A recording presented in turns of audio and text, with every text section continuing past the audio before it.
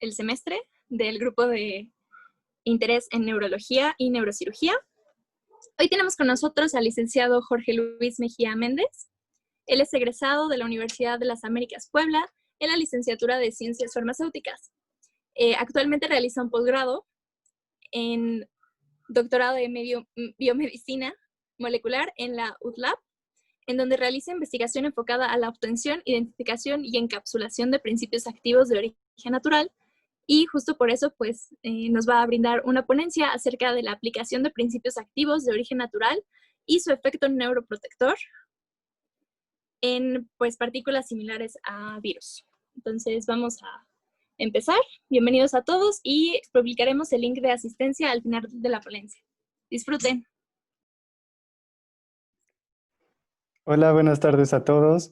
Espero que me escuchen bien. Como ya les comentaron esta tarde, les comentaré un poco sobre la aplicación biomédica de partículas similares a virus.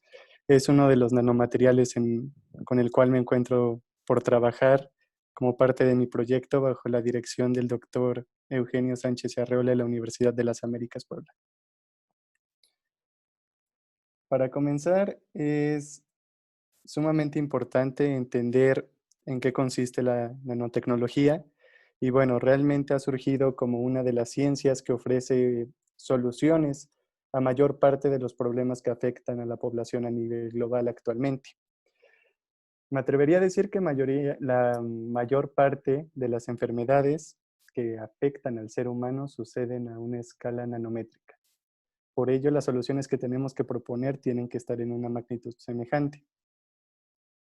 Tal es el caso de sistemas de suministro de fármacos, los cuales son nanomateriales que cuentan con propiedades físico-químicas y biológicas inigualables, cuyo principal objetivo es que durante la manipulación experimental sean de utilidad para la encapsulación de compuestos potencialmente terapéuticos, mejorando así la accesibilidad, biodisponibilidad y biodistribución del principio encapsulado. Estos nanomateriales han sido clasificados en 6 vertientes principales. La primera de ellas consiste en las liposomales, la segunda en metálicas, híbridas, poliméricas, también magnéticas, hasta llegar a las proteicas. Estas últimas se refieren a las partículas similares a virus, aunque también pueden ser otro tipo de nanomateriales que tengan la misma base. Las partículas similares a virus, bueno, son uno de los nanomateriales sumamente atractivos dentro de la última década. Comenzaron a ser estudiados desde 1950, especialmente cuando se pretendía el estudio biológico y químico de virus, pues, dándole este enfoque como si fueran y que son entidades biológicas. Se ha demostrado que constituyen un proceso evolutivo y proteolítico, para los cuales la mayoría de ellas, los mecanismos propuestos son por proteasas. Las proteasas cumplen 2 objetivos principales. La primera de ellas es facilitar que el material genético sea encapsidado y la segunda es mejorar la interacción celular del virión con la célula hospedera. Los viriones o partículas virales cumplen 2 objetivos, con toda esta cápside que les mencionaré en algunas diapositivas. Por ejemplo, pueden proteger el genoma, que es la función principal, y nosotros podemos aprovechar toda esta naturaleza para que protejan el principio que nosotros queramos encapsular. Su clasificación estructural se da en 131 familias, 46 subfamilias, 803 géneros y 4.853 especies. Para cada una de estas cifras se ha determinado su composición y similitud molecular. Aún así, se puede establecer que la naturaleza de su cápside puede resultar un tanto semejante. Por ello, para fines del uso de este tipo de nanomateriales, se han secuenciado metagenómicamente muchas partes y fragmentos de los genes que expresan proteínas necesarias para la formación de cápsides virales. Métodos físicos, químicos y moleculares han sido aprovechados para mejorar la estabilidad, dinámica y función de los componentes virales, así para su aprovechamiento en el área biomédica y bionanotecnológica.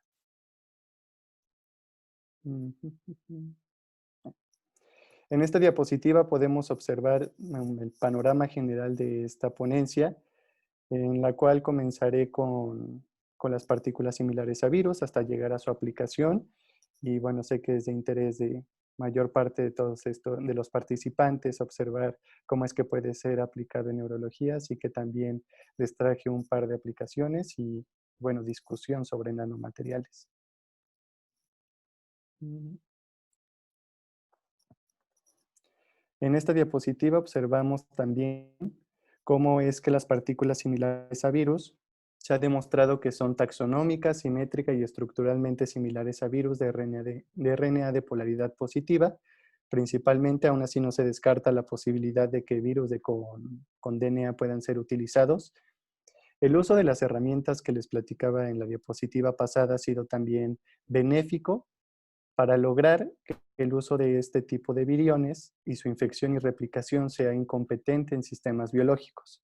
Aún así, varias investigaciones han surgido con el objetivo de demostrar cómo es posible extender todo este comportamiento al uso de otras entidades biológicas como lo son los bacteriófagos, específicamente el bacteriófago cubeta, MS2, P22 y PP7.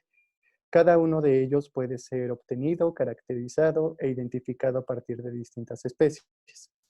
El autoensamblaje, multivalencia, la alta organización estructural y la heterogeneidad dimensional, que va de 20 a 200 nanómetros, son algunas de las propiedades que hacen que sea posible la modificación química y genética de VLPs. Han sido reconocidas por su excelente tropismo y reconocimiento específico de tejidos en el organismo. Por ello, no cambia. Por ello se han logrado distintas formulaciones alrededor del mundo y desde décadas pasadas. Por ejemplo, en 1981, que fue la fecha en la que China legalizó la expresión de VLPs en Escherichia coli, que es uno de los sistemas de expresión comúnmente utilizados y que veremos posteriormente. Solo que en esta diapositiva podemos notar el nombre de esta vacuna y es una vacuna que surgió a partir del virus de la hepatitis B. Para 1991 se aprovechó el virus del papiloma humano también para formular vacunas. Así sucedió un caso bastante parecido para 1993 para el virus de la hepatitis C y para 2006 y 2011 Doctor, respectivamente. ¿Sí? perdón, doctor, la costumbre. ¿Me puede ayudar nada más dándole, ay, perdón, mis perros, dándole admitir a los que están en lista de espera, por fin? Sí, claro. Gracias. ¿Y dónde se sube? Ah, ok, ya lo vi. Ya, disculpe, continúe. No, no se preocupe. Ok, listo. Sí. Entonces, para 2006 y 2011, el diseño y propuesta de métodos para su producción a gran escala es como empezó a surgir. Y la verdad es que se tienen avances bastante significativos, como lo son la posibilidad de clasificarlos estructuralmente. Por ejemplo, en esta diapositiva apreciamos de manera gráfica y de manera bastante resumida algunas de las clasificaciones de VLPs. Por ejemplo, podemos tener Single Protein On-Envelope VLPs, en el cual se refiere que la presencia de proteínas adicionales solo para este caso es nula. En el caso de que sean multiprotein o multiproteicas, la complejidad estructural aumenta, como podemos observar aquí de manera gráfica. La presencia de una cubierta también es posible y puede ser utilizado para la presentación de epitopos en caso de que se desee investigar la actividad antitumoral, ya sea de antígenos o de principios activos también aislados a partir de fuentes naturales, en el cual mi principal interés son plantas medicinales. Podemos encontrar en la literatura estas tres clasificaciones, pero aún así, como les mencionaba, he podido identificar que varios autores reportan una cuarta clasificación, en la cual se refieren a VLPs quiméricas. La clasificación de VLPs quiméricas se refiere a que se pueden expresar y se pueden utilizar proteínas adicionales de un virus ajeno al original. Entonces, de esa manera, la plataforma que tenemos, o teóricamente tendríamos, se puede aprovechar porque mientras más compleja sea la cápside viral, mayor es la posibilidad de introducir moléculas por conjugación química que sean ventajosas para nosotros.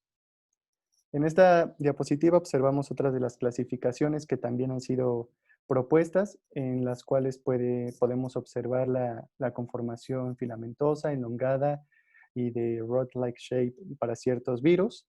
En la parte B, esto es gracias a los avances en microscopía electrónica y criomicroscopía también, así como la difracción de rayos X y cómo es que se complementan estas técnicas para ayudarnos a observar de manera pues, microscópica y nanométrica cada una de las conformaciones que adoptan este tipo de entidades biológicas. Otras de las clasificaciones, como podemos observar de manera general, tenemos este valor que es el valor T, el número de triangulación. Mientras mayor sea este número, mayor es la capacidad de cargo de la nanopartícula viral. Aún así, cada entidad o cada virus, cada bacteriófago difiere según el número de triangulación. Por eso, por ello es uno de los motivos por los cuales podemos seleccionar distintas entidades y pueden ser bastante ventajosas durante la parte experimental. Aún así, el fundamento detrás de este número de triangulación es un concepto que abordaremos en las diapositivas siguientes. En estos 4 incisos, pretendo que notemos cómo es que hay distintos sistemas de expresión para la producción de BLPs. En la parte A notamos sistemas bacterianos, como lo es Escherichia coli. En la parte B, a Pichia pastoris, que es una levadura. En la parte C, a células SF9, las cuales son células que corresponden y han sido aisladas a partir de insectos, hasta llegar a las células de mamíferos. Cada una de ellas cuenta con ventajas y desventajas tan específicas que dependen del objetivo de la investigación y sobre todo de la disponibilidad de insumos para su investigación. La expresión génica es uno de los conceptos que ha surgido dentro de la última década y también en décadas pasadas para la producción de proteínas recombinantes, especialmente en la industria biofarmacéutica. La elección del plásmido es uno de los principales factores a considerar, especialmente porque dependiendo de cuál elijamos, que pueden ser uno más, serán los genes virales que expresemos. Pero durante la producción de BLP solo se desea utilizar aquellos genes virales que sean esenciales, es decir, aquellos que mimeticen la morfología, la composición y de cierta manera la forma de la BLP original. Existen distintos métodos, pueden ser los métodos biológicos, químicos y físicos. A pesar de estas 3 clasificaciones, mayor parte de las investigaciones optan por métodos químicos, ya que son bastante convenientes a nivel laboratorio, pues de manera bastante resumida permiten la modificación post-traduccional de las proteínas recombinantes expresadas, especialmente de BLPs. Por modificaciones post-traduccionales me refiero a la posibilidad de la presencia de fosforilación, de glicosilación, de manosilación, entre otras. Cada una de ellas también tiene propiedades que pueden ser aprovechadas, especialmente si se desea incrementar la inmunogenicidad de la BLP sintetizada. La transfección génica transitoria es una de las técnicas mayormente utilizadas, de las cuales les tengo un ejemplo, pero a grandes rasgos en lo que consiste es en la introducción de material genético externo a una célula hospedera para incrementar la producción y análisis de proteínas recombinantes en periodos determinados de tiempo. La técnica por Extended Gene Expression es una de las técnicas también mayormente utilizadas y va en combinación con transfección génica transitoria. Sin embargo, la transfección génica transitoria presenta una gran limitante, y es que a medida que transcurre el tiempo, la posibilidad de perder el gen viral expresado incrementa. Por ello, con Extended Gene Expression se puede superar bastante fácil esa limitante. En este diagrama observamos la producción de partículas similares a virus derivadas del virus de la inmunodeficiencia humana tipo 1. Lo que podemos observar en el lado izquierdo es, de manera general, cómo es que se puede diseñar un plásmido, para el cual se tienen los elementos originales, es decir, el origen de replicación, el gen de resistencia a antibióticos y también todo este fragmento que en teoría con las enzimas de restricción adecuadas podría ser cortado para la introducción de material genético externo. Ese es el caso de este estudio que fue desarrollado por el doctor Fuenmayor en España en el 2018, así como por sus coautores, en el cual podemos observar cómo la incorporación de elementos adicionales es sumamente útil, especialmente si se desean sintetizar moléculas de RNA de silenciamiento o short harping RNAs. La P nos indica que es un plásmido y cada uno de los recuadros en distinto color es representado del lado derecho. La presencia también de proteínas fluorescentes, en este caso proteína fluorescente verde acoplada a GAG, es de utilidad para determinar qué tanta es la eficiencia en el proceso de transfección del plásmido utilizado. Y me acaba de llegar un mensaje de la chica que me invitó. Solo permítanme admitir a quien se está uniendo y listo. Ya. Ok. Sí, de hecho creo que ya acepté a todos, pero si gustas también decirme, no hay problema. Vale. Sí. Se tienen otro tipo de promotores, el promotor CMV y el promotor U6. La secuencia que observamos de manera, bueno, con estas rayitas, corresponde a los RNAs de silenciamiento. En este caso, el objetivo de esta investigación estuvo propuesto para los genes HDAC5 y PD58A, los cuales, como recordaremos y ustedes sabrán mejor que yo, son genes destinados a la expresión de enzimas denominadas histonas desacetilasas. Las histonas desacetilasas tienen como objetivo mejorar el empaquetamiento y condensación del DNA en cromatina, y de esta manera se, se detendría el proceso de, de traducción, ¿sí? De traducción. Y bueno, se dejan cargas positivas en los residuos de aminoácidos, especialmente los de lisina.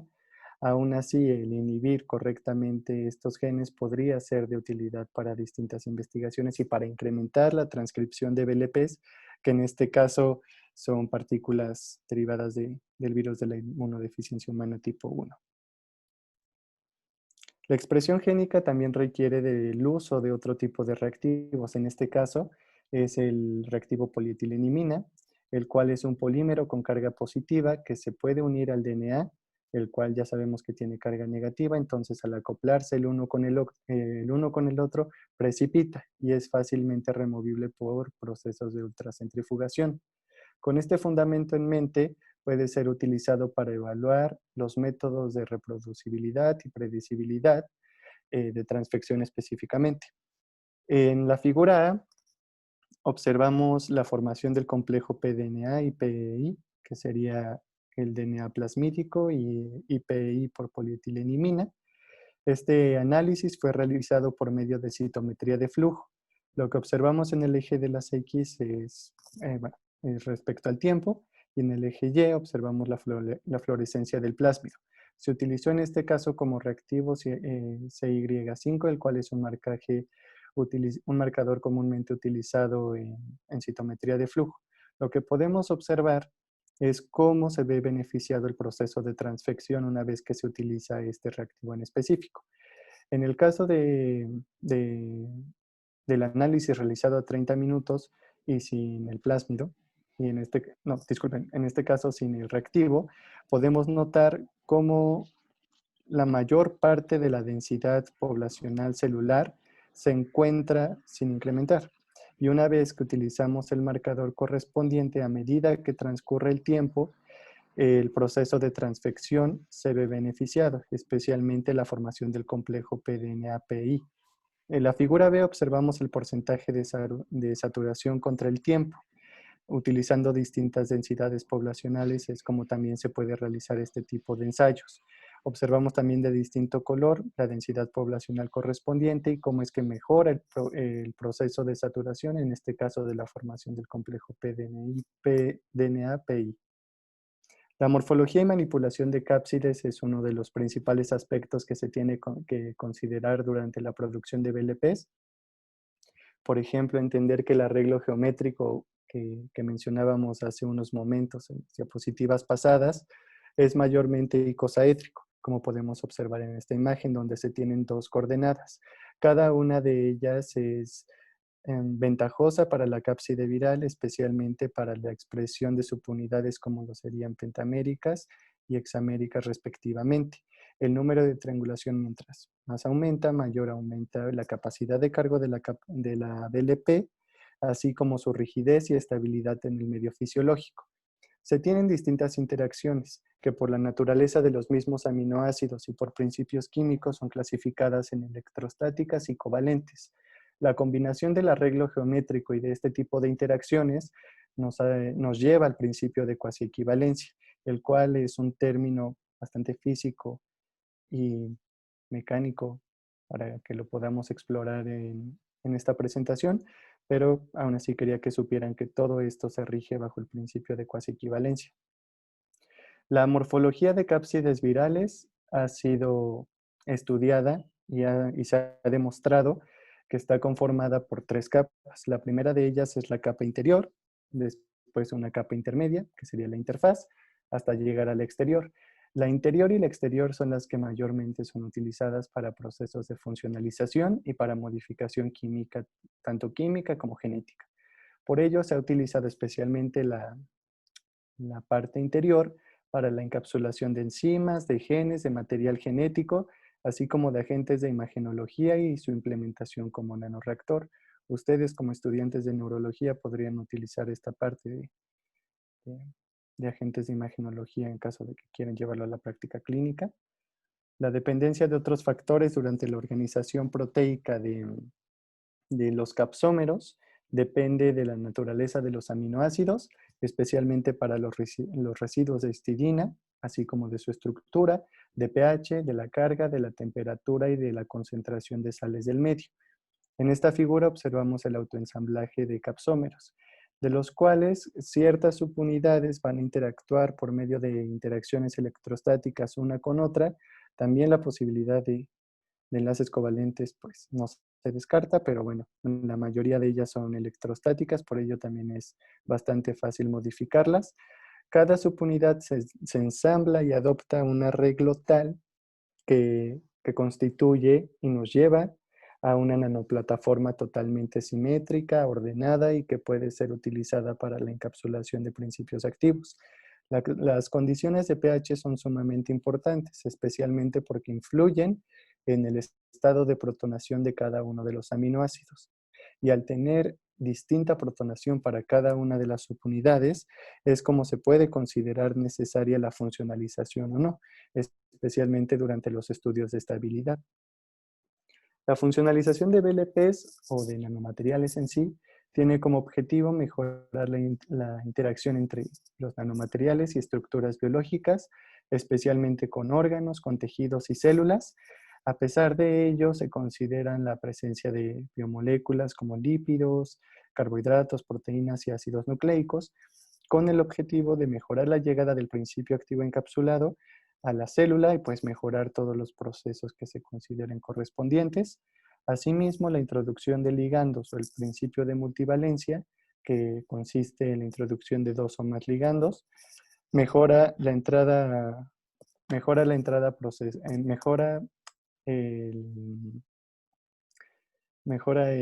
interacción en procesos celulares. Disculpen, es que me llegó un mensaje de aceptar a los que estaban esperando, pero creo que ya lo hice. Si falta alguien más, con mucho gusto díganme. Y disculpen por la distracción. Existen distintos métodos por los cuales se puede lograr la funcionalización de BLPs. El primero de ellos consta de la fusión de péptidos en el extremo carboxilo o amino terminal respectivamente. En el caso de la incorporación de elementos funcionales puede ser por moléculas de carácter orgánico que pueden variar según su peso molecular y por ende su tamaño. Pueden ser hasta moléculas más grandes como polisacáridos. El control del autoensamblaje y desensamblaje de BLPs se logra modificando las condiciones que veíamos en la diapositiva pasada. Aún así, la modificación genética y química son los pasos determinantes y mayormente utilizados para la funcionalización de BLPs. En esta figura observamos 2 métodos. El primero de ellos consta de la conjugación química hasta llegar a la conjugación genética. Si fuera conjugación química, como les mencionaba, se consideran fragmentos orgánicos de distintas moléculas, puede variar su naturaleza. Y bueno, un ejemplo y el que viene a mi mente podría ser con ácido hialurónico, que mejora sustancialmente la llegada de BLPs y de otros nanomateriales a células cancerígenas. Se obtiene una plataforma sofisticada y funcionalizada lista para ser evaluada en distintas líneas celulares o en modelos in vivo. La conjugación química consiste en la inserción de epitopos con distinto arreglo también geométrico, pues el orden con el cual sean insertados condiciona la inmunogenicidad de BLPs. En esta representación podemos observar uno de los avances bastante destacados dentro de la conjugación química, especialmente en la modificación del gen BP100 del virus de la enfermedad hemorrágica del conejo. En este estudio lo que se hizo fue expresar distintas copias del epitopo GP100, el cual es bastante útil para la investigación de melanoma en modelos murinos. Lo que observamos es la secuencia aminoacídica que se utilizó para la síntesis de estas BLPs. Observamos estas secuencias que tienen como objetivo fungir como linkers, especialmente como short linkers, ALL, sería de alanina, lisina y lisina. También por GGC, que sería glicina, glicina, serina. Cada uno de ellos busca mejorar la estabilidad de BLPs hasta llegar a obtener una nanoplataforma pues también que contenga la expresión de este tipo de epitopos. Y mientras mayor sea el número de estas copias, teóricamente mejor sería la respuesta antitumoral en los modelos murinos utilizados. En ambas figuras corresponden a los resultados de las BLPs que veíamos anteriormente. Solo admito a alguien más y ya. Sí, ya está. Ok. Ambas figuras corresponden a los resultados obtenidos por los autores en la síntesis de BLPs derivadas de este virus. En la figura A observamos los resultados por SDC page en la expresión de los distintos componentes virales de este tipo de BLPs. En el primero de los carriles se utiliza como control, el cual corresponde a los kilodaltons o el peso molecular de la especie que deseamos investigar. Y consecuentemente se busca identificar que la expresión de este tipo de moléculas pues haya sido el correcto. Y pues sí, podemos observar estas marcas en los distintos carriles que confirman que cada uno de los epitopos, así como el número de copias, han sido expresados adecuadamente. En la figura B observamos los resultados obtenidos por microscopía electrónica de transmisión. A pesar de estar en una escala de 100 nanómetros, los autores mencionaban que realmente el tamaño de estas BLPs corresponde a 40 nanómetros. El tamaño de nanomateriales y especialmente de BLPs es sumamente importante. En caso de que se encuentren en un tamaño menor a 10 nanómetros, pueden ser eliminados por aclaramiento renal bastante fácil. En caso de que el tamaño sea muy grande y exceda los 200 nanómetros, pueden ser reconocidos por el sistema fagocítico mononuclear, claro, una vez que han sido evaluados en modelos in vivo. El control de calidad de BLPs es otro de los temas bastante interesantes, ya que constituye 4 etapas. La etapa preliminar, el proceso de purificación, su caracterización hasta llegar a la verificación de su integridad molecular. La etapa preliminar tiene como objetivo remover todos aquellos contaminantes y agregados celulares que pueden venir de dos procesos. La primera de ellas se relaciona con todos aquellos contaminantes provenientes, provenientes de la maquinaria biosintética utilizada para la expresión de BLPs. En el caso de una segunda categoría, serían aquellos relacionados con el producto, especialmente durante el proceso de manufacturación. Algunos ejemplos para la maquinaria biosintética y sus contaminantes corresponden, por ejemplo, a proteínas, a nucleasas, a DNA o a RNA, este material genético que no haya sido removido adecuadamente. Y los procesos de manufacturación y sus contaminantes se refieren, por ejemplo, a agentes antiespuma, a los buffers utilizados incluso, así como a otros excipientes y estabilizantes utilizados durante el proceso. La etapa preliminar también busca utilizar procesos como ultracentrifugación, por flujo continuo, por diafiltración, así como modelos matemáticos y estadísticos que sean de utilidad para predecir el ensamblaje de BLPs y, bueno, también el rendimiento que se va a obtener al final de la investigación. Asimismo, se busca mejorar los procesos cromatográficos. En esta diapositiva les presento de manera bastante general y muy resumida el fundamento de la cromatografía. Por ejemplo, se tiene una primera etapa en la cual se inserta la muestra que se desea analizar, y esa sería nuestra fase móvil. Se tiene una fase estacionaria que va a ser la responsable de interactuar con la fase móvil. En el proceso de separación y mientras se eluyen los compuestos con distintos disolventes y de polaridad normalmente decreciente, es como se mejora la interacción y retención de ciertos compuestos con la fase estacionaria. Aquellos que no sean afines van a eluir primero. El proceso de elución es bastante largo y un poquito tedioso, y más para todos aquellos estudiantes que están en el laboratorio de fitoquímica. Es el proceso más largo de este método de purificación. Aún así, existen distintas modalidades para la cromatografía. En este caso sería cromatografía de afinidad, pero se pueden utilizar y ser ventajosos otros tipos de cromatografía. En esta diapositiva se presentan las propiedades a considerar como esenciales durante los procesos de purificación, por ejemplo, la cuantificación, la calidad, la detección, la simplicidad y sobre todo que mejoren la capacidad de retención y de separación. Los principios mencionados han sido de utilidad para la manufacturación de BLPs contra el virus Zika y contra el virus de la fiebre amarilla, a pesar de que ya se cuenta con tratamientos un tanto específicos para cada uno de ellos.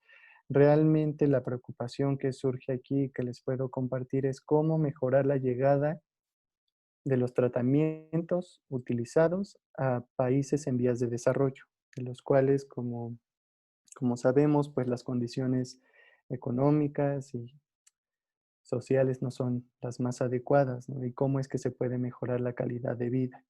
Por ello, los procesos de purificación para incrementar pues también toda esta parte eh, de almacenamiento pues es, es fundamental. Por ejemplo, en la parte A y la parte B notamos los resultados obtenidos por cromatografía de intercambio aniónico utilizando la membrana absorbente Q. Cada uno de ellos corresponde al análisis de BLPs. En el caso de A, de la figura A sería para las BLPs derivadas del virus Zika y en la figura B serían las BLPs derivadas del virus de la fiebre amarilla.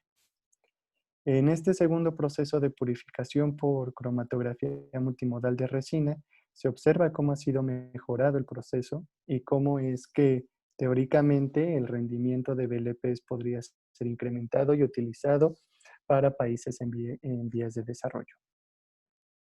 La caracterización de BLPs es casi uno de los pasos finales para su aplicación biomédica. Se pueden utilizar microscopía electrónica de transmisión y de barrido respectivamente.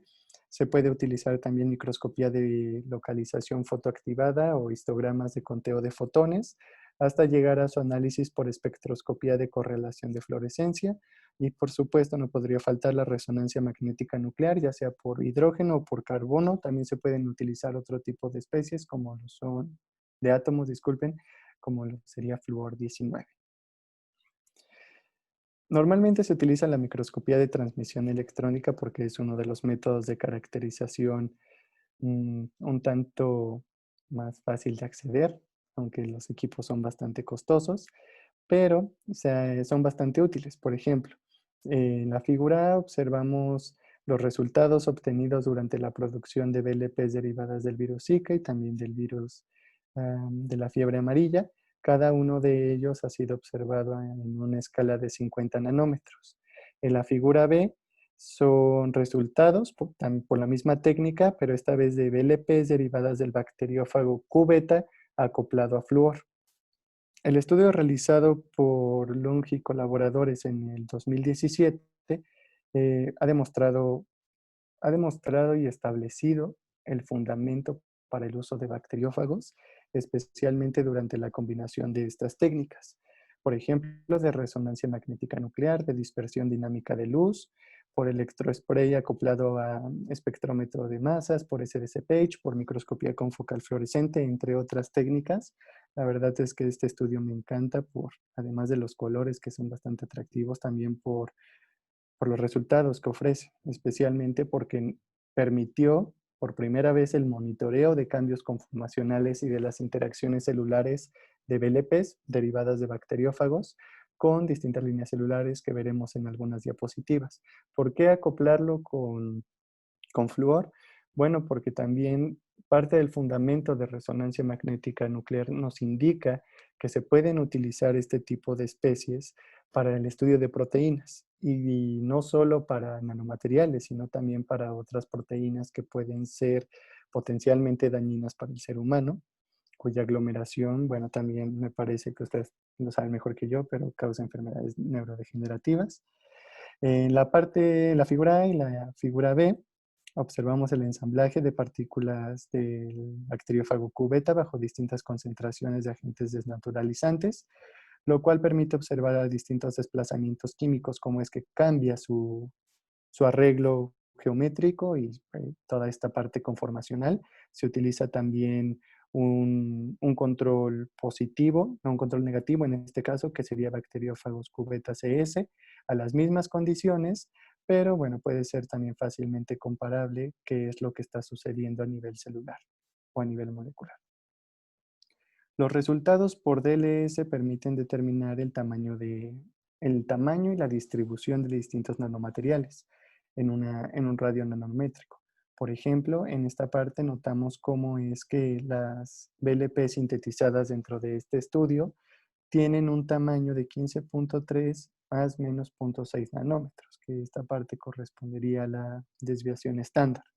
En la figura B observamos también los resultados por espectrómetro de masas de cómo cambia pues, toda esta masa molecular según se adicionen los átomos de flúor correspondientes, que en este caso fue 3. Notamos que uno de los primeros picos aparece a 14.126 y una vez que han sido adicionados e incorporados a la estructura, estos 3 átomos de flúor incrementan la masa total. La evaluación de BLPs en distintas líneas celulares es bastante ventajosa, más porque nos permite ver si se han sintetizado y manufacturado correctamente. En el primero de los casos observamos a la línea celular A549, la cual, como recordaremos, es una línea celular específica para cáncer de pulmón de células no pequeñas, sí, la línea celular THP1 y también para macrófagos. Se evaluaron a distintos tiempos. En la figura B observamos cómo es el proceso de internalización de BLPs derivadas del bacteriófago cubeta. En esta ocasión solo se presentaron los resultados de su internalización en los macrófagos. Aún así, pues habría estado bastante interesante ver cómo es que fue en las dos líneas restantes. Se utilizan distintos marcadores que también, según su longitud de onda, absorben distintas cantidades de luz. La integridad y optimización busca garantizar la homogeneidad dimensional, la pureza, el peso molecular y la calidad de síntesis.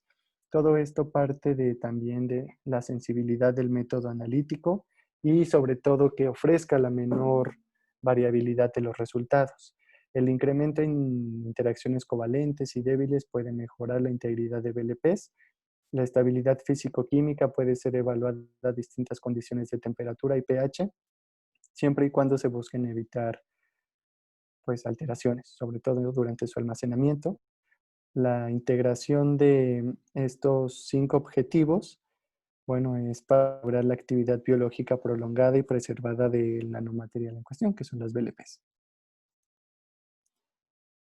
Para incrementar su estabilidad también se pueden utilizar distintos fragmentos aminoacídicos. En la figura A observamos 6 residuos de histidina, en los cuales han sido incorporados mediante secuencias linker y también epitopos en la producción de partículas similares a virus derivadas del virus de hepatitis B.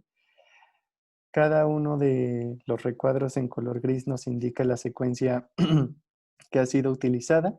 En este caso se utilizaría como control ver cómo ha incrementado la estabilidad y por ello también tendríamos que ver cómo la delesión de los residuos de histidina modifica el comportamiento durante el almacenamiento de BLPs. En este mismo estudio se utilizó microscopía electrónica de transmisión para el estudio morfológico de BLPs, demostrando que sí hay un cambio conformacional para ambas, especialmente cuando se analizaron por DLS al estudiar la distribución en el tamaño de sus partículas. La estabilidad de VLPs también puede ser verificada mediante el análisis por escaneo diferencial de fluorescencia. Se utiliza la forma silvestre de la VLP en cuestión. En este caso son aquellas derivadas del Foot and Mouth Disease Virus, especialmente del serotipo O. Se han propuesto distintas vacunas para este virus, sin embargo, al ser un virus responsable de enfermedades enzonóticas, no se le ha prestado tanta atención, para el cual la aplicación en veterinaria sí ha sido ventajoso, pero puede ser fácilmente extrapolado a que lo queramos aplicar en otros modelos. Por ejemplo, se utilizó también la modificación in situ de los residuos de serina por tirosina, disculpen, y cada una de estos patrones de bandeo nos indica cómo es que cambia su estabilidad a distintas condiciones de temperatura. Por ejemplo, a 37 grados centígrados, a 45 y a 56, que es lo que observamos en estas tres imágenes. También las condiciones de pH fueron evaluadas, pero por motivos de tiempo no traigo esos resultados. En esta otra diapositiva se observa el resto de los resultados correspondientes a las mutaciones realizadas. Si se dan cuenta, siempre se utiliza el control de la forma silvestre, es decir, la forma a la que no se le ha hecho nada, que está completamente natural. Hizo el marcador Spiro Orange, el cual es un marcador específico para las mutaciones que se han realizado. Algunas de las aplicaciones en neurología constituye el uso del virus derivado de herpes, también adenovirus, y virus asociado a adenovirus, como les mencionaba, son quiméricos, entonces también la denominación es un tanto compleja. Se han utilizado virus aislados a partir de plantas, en este caso no medicinales, pero por ejemplo el Potato Virus X también ha sido bastante ventajoso en neurología para la producción de vacunas contra la enfermedad de Alzheimer. Los resultados que pretendía pues también mostrarles, no quise aventurarme tanto en ellos, especialmente porque se discute mucho sobre si han sido ventajosos o no durante su aplicación en vivo. La mayoría de ellas han sido solo ensayadas en modelos in vitro, por lo que me parece que a ustedes les interesaría más cómo es que se ve en medio fisiológico. Aún así, se ha demostrado que la inyección estereotáctica supera la naturaleza de la barrera hematoencefálica, por lo tanto, su consideración a futuro, y más si ustedes se quisieran dedicar a la investigación en neurología, también podrían considerar estos aspectos. Se discute mucho también sus altos costos de producción y los tiempos prolongados para su manufacturación, por ello se creen sistemas innovadores, se creen que son muy útiles y sí lo son, pero aún así estas dos limitantes pues son bastante preocupantes durante la parte experimental y más si se lleva a la aplicación clínica y posteriormente a su producción industrial. Hay otros nanomateriales que pueden ser más interesantes y ventajosos en neurología. Por ejemplo, pueden ser biopolímeros, partículas metálicas, pueden ser carbodots y, por ejemplo, les traigo un caso bastante particular en las cuales, si recordamos al inicio que les mencionaba una de las clasificaciones de nanomateriales que son poliméricas, en este caso sería el quitosano. El quitosano es un biopolímero natural que puede ser extraído a partir de distintas fuentes y es bastante útil porque tiene propiedades bioadhesivas, biocompatibles, biodegradables, bastante interesantes, que puede ser combinada con otros nanomateriales, en este caso aquellos de origen con base proteica, como por ejemplo este bacteriófago, que ha sido estudiado para el tratamiento de colibaciliosis y los resultados en este estudio demuestran también una alternativa para la resistencia a antibióticos que hasta la fecha nos preocupa. La neuroprotección también de estos nanomateriales ha sido estudiada, especialmente para quitosano. Este estudio que les presento fue desarrollado a partir de analizar cómo es que puede interferir en procesos de estrés oxidativo durante daños en el sistema nervioso central y, bueno, durante la expresión de proteínas reactivas de oxígeno. Se demostró cómo es que el quitosano puede ser sumamente útil por propiedades fusogénicas y cómo es que puede mantener la integridad de la membrana celular. En este estudio fueron utilizadas células BB9, que son células gliales de modelos murinos. Una parte bastante interesante y para la que sí quisiera tomarme un momento es que mayor parte de nuestras investigaciones sí buscan mejorar la calidad de vida de las personas. Sin embargo, por cuestiones actuales creo que nos es más fácil aprender y entender que estamos descuidando demasiado el planeta. Y más allá de querer curar cualquier otra enfermedad, deberíamos cuidar también a nuestro planeta. Por ello han surgido estudios que pueden ser tanto reviews como originales para la evaluación de la ecotoxicidad de este tipo de nanomateriales. En este estudio, y que los invito a que lo lean, se evaluó la ecotoxicidad de las 6 clasificaciones que les mencionaba al inicio.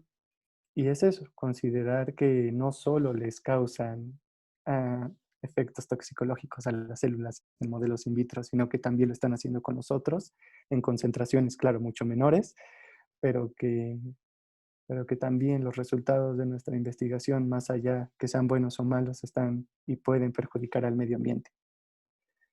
Como parte final, la evidencia presentada demuestra el potencial biomédico en la aplicación de BLPs, ya que el proceso en el diseño de la manufacturación es un área que continúa siendo revolucionada. La evidencia que se obtiene puede ser modificada día con día. Aún así, los métodos utilizados ya están bastante establecidos y son muy ventajosos para todos nosotros. La ejecución de BLPs en sistemas in vitro, en vivo, supera los resultados obtenidos por otros nanomateriales, especialmente por el concepto de biodegradabilidad, de cómo interfiere nuestro sistema para poder degradarlo en fragmentos proteicos más pequeños y que los efectos toxicológicos, y no solo del nanomaterial, sino también del principio activo encapsulado, no sean tan grandes y no sean tan perjudiciales para los seres humanos.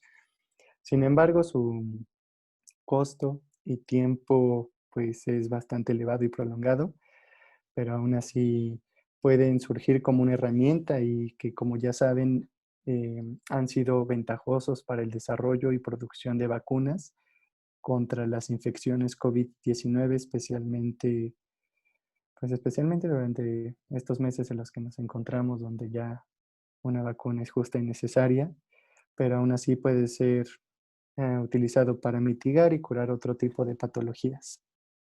Me hubiera gustado compartirles muchísimo más, pero por el tiempo también me parece que solo tengo reservado un par de preguntas, así que los puedo escuchar con muchísimo gusto. Les dejo mi correo por si quieren escribirme por lo que ustedes necesiten. Y eso sería todo. Muchas gracias. Gracias, doctor. Le agradecemos mucho de parte del grupo de infectología y del grupo de neurología. Y si tienen preguntas, las pueden dejar en el chat y ahorita se las leemos al doctor. O también pueden levantar su mano y prender su micrófono, como ustedes quieran. Por mi parte, yo sí tengo una pregunta, doctor. Estaba hablando de cómo estos pueden funcionar para la resistencia a antibióticos y me gustaría saber un poquito más de eso. Sí. Esa era la pregunta. Disculpe. Sí, bueno, por ejemplo,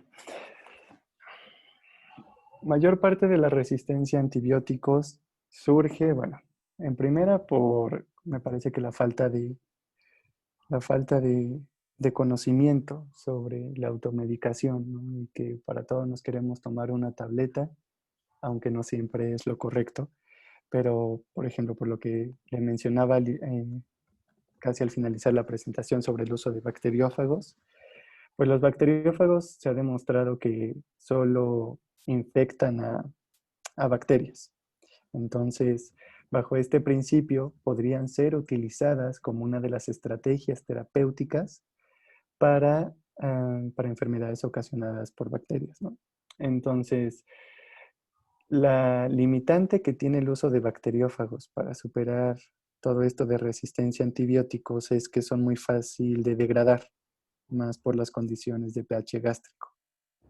Entonces, si es en el caso particular de este tipo de nanomateriales de BLPs, se ha creído conveniente el uso de bacteriófagos por eso, porque solo infectan a bacterias, las degradan en un tiempo bastante corto y sobre todo que su expresión ya ha sido bastante investigada, sobre todo durante sistemas de expresión de coli y la posibilidad de modificarlos química o genéticamente también puede ser una de las soluciones para la resistencia a antibióticos. Pues si nadie tiene alguna pregunta, les dejamos el link de asistencia en el chat y ahorita lo mandamos al grupo de Facebook. La grabamos, entonces va a estar disponible hasta las 12 p.m. para que puedan tener su asistencia. Recuerden que 80% de las ponencias y tienen su constancia. Y de parte de los dos grupos le agradecemos mucho, doctor, por habernos compartido su conocimiento. Ay, muchísimas gracias por invitarme y no conozco a la mayoría de ustedes, pero les mando un fuerte abrazo y espero verlos muy pronto y en otras condiciones. Gracias igualmente. Eso sería todo de nuestra parte. Gracias. Hasta luego. Hasta luego.